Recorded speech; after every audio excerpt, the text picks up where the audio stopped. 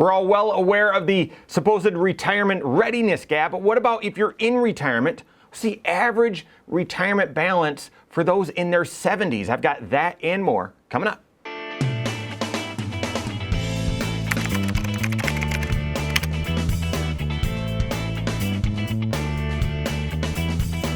My name is Mike Bernardo, the host of the Wise Money Show. I'm also one of the certified financial planners right here at Korhorn Financial Group. Make sure you hit that subscribe button, turn on notifications, and smash that thumbs up button. I see these articles all the time, the data, and I'm a data geek, so catches my attention. And again, it's all about, well, how do you stack up to your peers or to others as you're preparing for retirement, as they're preparing for retirement? Are you on pace? Are you behind? Or are you ahead? Now listen, playing the compare game will rob your joy, and it will often lead you to false conclusions.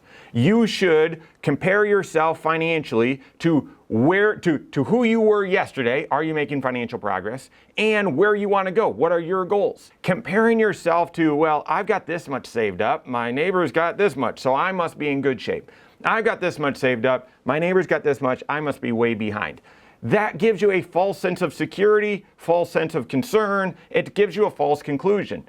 And I get it. It's money, it's emotional, that sort of thing, and prideful as well.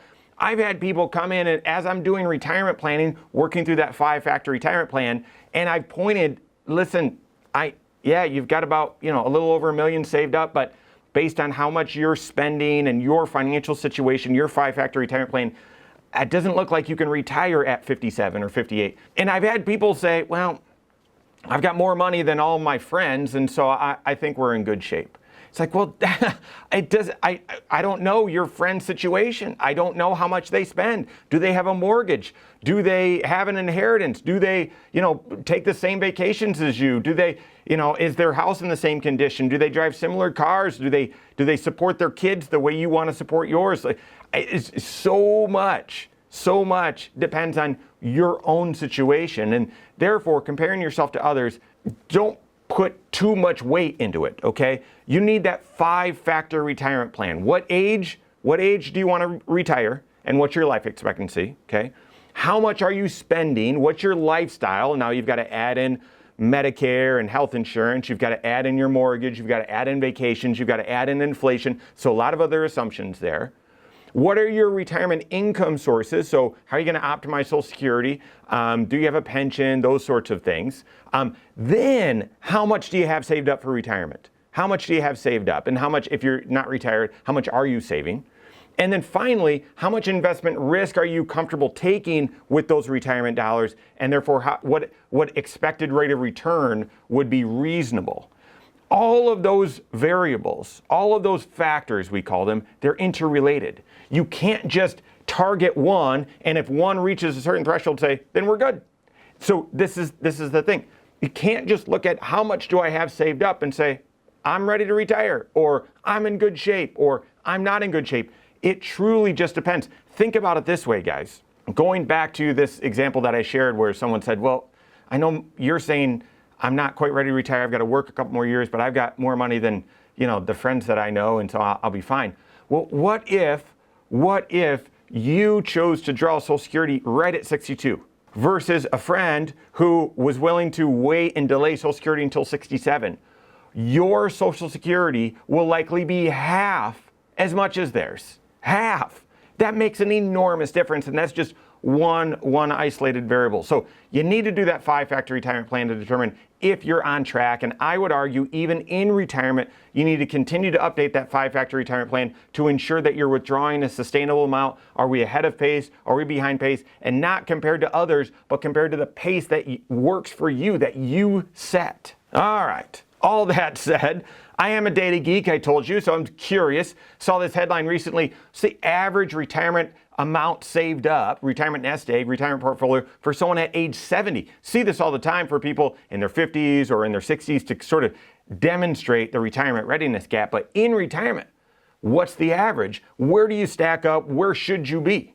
All right, data from Federal Reserve's survey of consumer finances. The average 65 to 74-year-old has around $426,000 saved up. That's money that's specifically set aside in retirement accounts. In addition to that, They also say on average, the 70-year-old has another 60 grand or so in their checking and savings and 125 grand or so in CDs. So all in all, say around a half $1 million.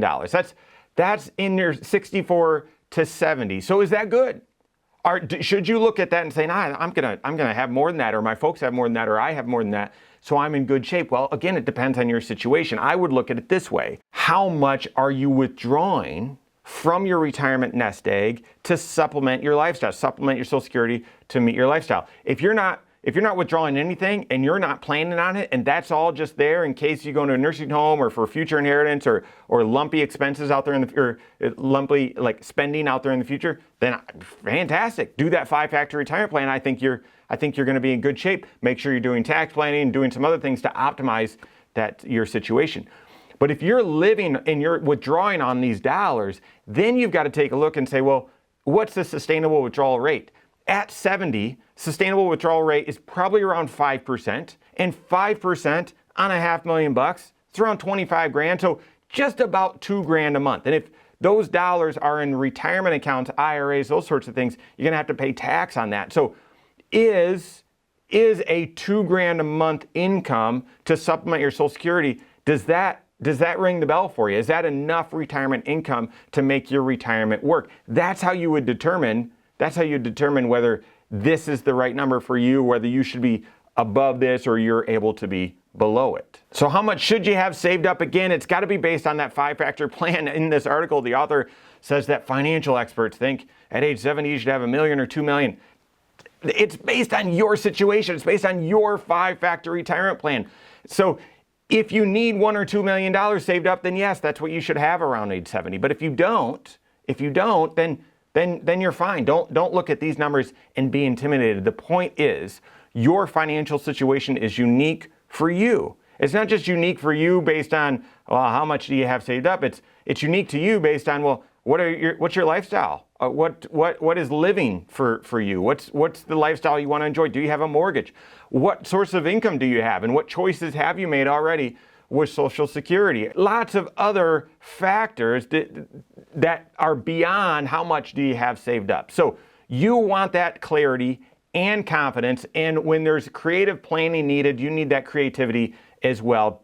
Those 3 things, that's what your certified financial planner should be bringing to you. Clarity, confidence, and creativity. Work with them on that. If you don't have a CFP on your team, contact one on my team. Find us online, Korhorn.com. That's Korhorn with a K. WiseMoneyShow.com. You can find us here as well, or send us an email, info@Korhorn.com. All right, there you have it. Go on and take your next wise step in your financial life.